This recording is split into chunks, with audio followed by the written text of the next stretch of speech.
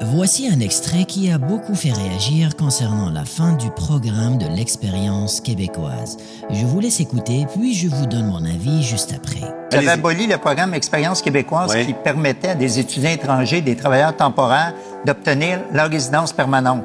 On a vu plein d'histoires tragiques et absurdes de gens qui vivent au Québec, qui travaillent, qui ont des enfants, qui sont parfaitement intégrés et qui vont devoir partir de force. Honnêtement, Monsieur le ministre, ça fait dur.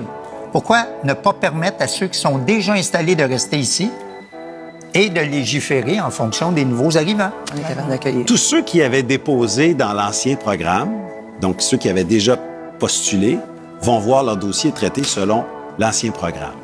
Maintenant, on crée un nouveau programme, le programme de sélection des travailleurs qualifiés, pour lesquels on va prioriser, comme j'ai dit, les gens qui sont sur le territoire québécois, les gens qui parlent français, les gens qui ont un emploi, je pense qu'on se rejoint là-dessus. Puis on dit, bien, on va respecter nos seuils, environ 45 000 par année. Donc, il y a une grande majorité des gens qui sont ici sur un statut temporaire, qui vont pouvoir le régulariser. Est-ce que c'est tout le monde? Je ne peux pas vous le garantir. Là, le ministre insiste sur un point important. Les gens déjà dans l'ancien programme seraient traités selon les anciennes règles.